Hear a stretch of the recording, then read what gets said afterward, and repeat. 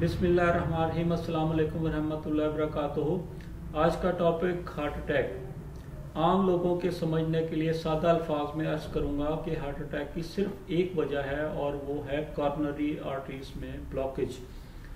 और coronary arteries से मतलब वो खून की नालियाँ जो दिल को खून सप्लाई करती हैं, दिल को खून की सूरत में खुराक सप्लाई करती हैं और दिल जो सा है वो धड़कता है, अपना काम करता है।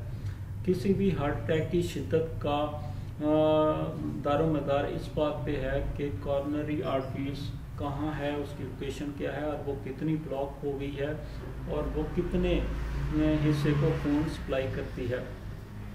फर्ज करें अगर इस खून की नाली में ब्लॉकेज हो जाए तो ये जितने एरिया को खून सप्लाई करती है 35% इसमें खून सप्लाई नहीं होगा और ये मेजर हार्ट अटैक होगा।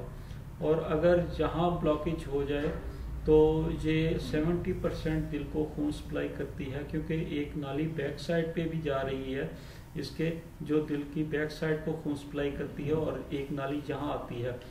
तो यहाँ ब्लॉकेज हो जाए तो वो भी ब्लॉक होगी, ये भी, और तकरीबन 70% जो सा है 70% दिल मुतासर होगा और ये शदीद हार्ट अटैक होगा जिसका से बचना नामुमकिन है।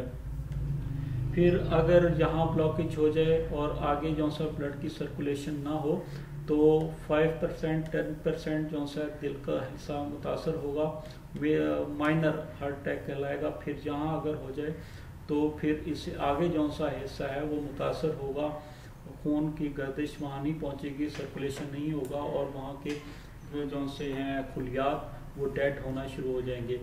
ये हार्ट अटैक की शिद्दत जो सी है इस चीज़ पे डिपेंड करती है कि वो कितने एरिया को खून सप्लाई हो रहा था उस वेन से। अच्छा, खून की जो सी नालियाँ हैं उनमें ब्लॉकेज 3 किस्मों की होती हैं, 3 अकसाम होती हैं। ये एक किस्म है, इसको कहते हैं कॉर्नरी आर्टरी स्पाज्म। इसमें खून की नाली सिकुड़ जाती है, पिचक जाती है। इसमें सिकुड़ाव जो सा है वो ड्रग की वजह से, स्मोकिंग की वजह से, मेडिकेशन की वजह से, सर्दी की वजह से, स्ट्रेस, टेंशन, डिप्रेशन की वजह से पैदा हो जाता है और इसकी वजह से भी हार्ट अटैक होने के चांसेस होते हैं। फिर ये ब्लॉकेज है कॉर्नरी आर्टरी डिसेक्शन, इसको कहते हैं। खून की नाली की अंदरूनी झिल्ली या जिल्द जो सी है ये वाली, ये डैमेज हो गई है और इसके डैमेज होने से ब्लड के जर्राजों से यहाँ जमा होना शुरू हो जाते हैं और क्लॉट बनता है, ब्लॉकेज होना शुरू हो जाती है। और ये भी किस्म होती है, ये जो सी है किस्म, ये भी स्मोकिंग की वजह से, ड्रग की वजह से, ऐसी तेज़ मेडिसिन इस्तेमाल करने की वजह से जो सा चिकनाई को ख़त्म करने के लिए इस्तेमाल की जाती हैं उनकी वजह से हो जाता है, सेल्फ मेडिकेशन की वजह से हो जाता है, किसी बीमारी के साइड इफ़ेक्ट की वजह से या मेडिसिन के साइड इफ़ेक्ट की वजह से ये प्रॉब्लम पैदा हो जाता है। और इसके अलावा मैं इस सिलसिले में अर्ज़ करूँ कि मैं अपनी मरीज़ों को कहा करता हूँ कि किचन की नाली में ब्लॉकेज आ जाती है चिकनाई की वजह से, उसमें तेज़ाब डालने से चिकनाई ख़त्म हो जाती है, लेकिन इतना ज़्यादा और इतना तेज़ तेज़ाब ना डालें कि नाली का सीमेंट जो सा है वो भी मुतासर हो। इस सिलसिले में एहतियात करनी चाहिए। फिर ये ब्लॉकेज जो सी है आम तौर पे ज़्यादा देखने में आती है। ये देखें, ये चर्बी है, कोलेस्ट्रॉल है, ट्राइग्लिसराइड है, हमारी बदपरहेज़ी है, स्मोकिंग है। और ये ऊपर जो सा है ये इसकी झिल्ली होती है एंटीमल मेम्ब्रेन, जिसको ये बचा के रखती है ब्लॉकेज को फैलने से या ये प्लाक जो सा है इसको फैलने से। ये फट जाता है किस सूरत में, ये एंटीमल मेम्ब्रेन कब फटती है, ये स्ट्रेस, ज़हनी दबाव, टेंशन की सूरत में ये फट जाता है और हार्ट अटैक शुरू हो जाता है। ये एंटीमल मेम्ब्रेन कब फटती है, ये ब्लड सर्कुलेशन जब बढ़ जाती है इधर, वो हाई ब्लड प्रेशर की सूरत में हो, वो बहुत ज़्यादा कहका लगाने से, हंसने से हो, या वो दौड़ने भागने से हो, खेलने से हो, सीढ़ियाँ चढ़ने से हो। अगर ब्लड की सर्कुलेशन इधर बढ़ेगी उसमें टेम्परेचर भी बढ़ेगा, ब्लड में टेम्परेचर होता है, हरारत होती है, इसका टेम्परेचर जो सा बढ़ेगा, ये जो सी एंटीमेल झिल्ली है ये मुतासर होगी, ये फटने के चांसेस ज़्यादा होते हैं। किसी सूरत भी ये फट सकती है, ये नहीं कि टेंशन परेशानी में, खुशी में भी फट सकती है। बहुत ज़्यादा कहका लगाओ और बहुत ज़्यादा हंसने से ब्लड की सर्कुलेशन अगर बढ़ जाए तब भी मुमकिन है।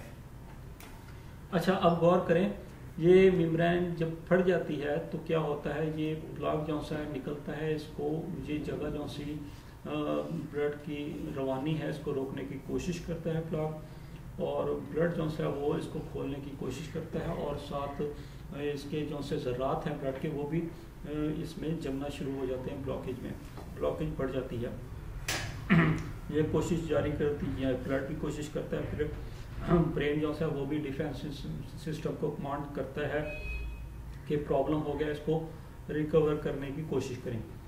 ठीक है, फिर इसके अलावा जो सा है ये ब्लॉक फट गया तो क्या सूरत हाल पैदा हुई, शदीद दर्द होती है सीने में, दिल की धड़कन तेज़ हो जाती है और ठंडे पसीने आते हैं, सांस लेने में दिक्कत होती है, सांस रुकता है, शोल्डर्स में दर्द होती है, शोल्डर में दर्द नीचे जाती है एल्बो तक, फिर ये शोल्डर से ऊपर दर्द आती है, निचले जबड़े तक दर्द आती है, मतली होती है, गैप भी हो जाती है, आंखों के आगे अंधेरा छा जाता है, ये सूरत हाल होती है और दिल की धड़कन बिल्कुल डाउन होना शुरू हो जाती है, मरीज़ बेहोश हो जाता है।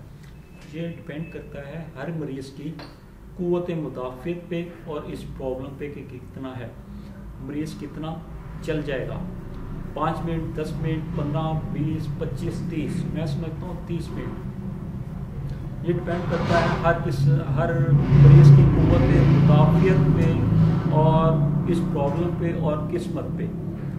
ये जौन सा सिलसिला जारी हो जाता है, हार्ट अटैक जौन सा है वो वाक़या हो चुका है, फिर ये जौन सा है सूरत हाल पैदा हो जाती है, जिन खुलियात को ब्लड सप्लाई होता है वो डेड होना शुरू हो जाते हैं, उनको ब्लड नहीं मिलता और ये हिस्सा जो सा है दिल का डेड होना शुरू हो जाता है, हो जाता है। अब ये सूरत हाल जब पैदा होती है तो होम्योपैथिक में सबसे पहले एक मेडिसिन आती है ज़हन में, उसका नाम है कैक्टस ग्रैंडिफ्लोरा। ऐसा महसूस होता है जैसे दिल मुट्ठी में जकड़ा गया है, ऐसी सूरत में कैक्टस ग्रैंडिफ्लोरा क्यूब में इस्तेमाल की जाती है। फिर दूसरी मेडिसिन जो सी है वो कैम्फर है, जिस्म ठंडा हो जाए मरीज़ का और दिल की धड़कन जो सी बेकायदा हो जाए, जिस्म ठंडा हो जाए तो ऐसी सूरत में कैम्फर जो सा वो इस्तेमाल कराएं क्यूब में, और अगर वो होश में नहीं है मरीज़ तो उसको सुंघाएं कैम्फर क्यूब साफ़ कपड़े में डाल के, तो उससे बेहतरी होती है। फिर एक मेडिसिन है डिजिटैलिस क्यूब, मरीज़ के होंठ और नाखून जो से वो नीले हो जाते हैं, दिल की धड़कन बिल्कुल सुस्त हो जाती है, बहुत कमज़ोर हो जाती है धड़कन, ऐसी सूरत में डिजिटैलिस इस्तेमाल करें। मैं अर्ज़ करूँ कि दिल की नालियों की जो सी ब्लॉकेज है उसकी वजूहात शुगर भी है, डिप्रेशन, टेंशन, स्ट्रेस भी है, फिर उसकी वजह जो सी ट्राइग्लिसराइड और कोलेस्ट्रॉल वगैरह है, स्मोकिंग है, वर्जिश ना करना है, मोटापा है, ये वजूहात हैं खून की ब्लॉकेज की। मैं अपने मरीज़ों को ये नहीं कहता कि आप स्मोकिंग छोड़ दें, बल्कि उनको स्मोकिंग की छोड़ने की मेडिसिन दे देता हूँ, बजाय इसके कि ये कहूँ कि आप रिस्क पे हैं, आप वार्निंग पे हैं, आप स्मोकिंग छोड़ दें। मैं ये कहता हूँ कि छोड़ने की कोशिश करें और उनको मेडिसिन देता हूँ। अगले विज़िट पे वो बताते हैं डॉक्टर साहब मैंने अपनी कोशिश से 50% स्मोकिंग छोड़ दी है। वो मेडिसिन जो सी वो हेल्प करती है और उसके साइड इफ़ेक्ट जो से वो ख़त्म होना शुरू हो जाते हैं।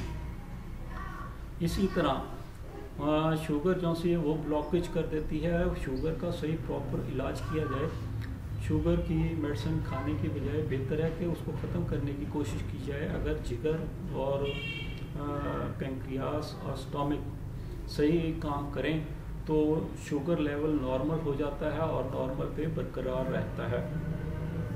इसी तरह स्ट्रेस जो सी है, टेंशन, डिप्रेशन जो सा है, उस सिलसिले में अर्ज़ करूँ कि पेप्टिक अल्सर में मैंने अर्ज़ किया था कि मरीज़ की इंडोर आउटडोर प्रॉब्लम हम ख़त्म नहीं कर सकते, लेकिन उसके ये सोचने की हिस्स जो सी है नॉर्मल कर सकते हैं कि वो टेंशन को फील ना करे, स्ट्रेस ना ले, तो ये भी प्रॉब्लम इस लिहाज से ख़त्म हो सकती है।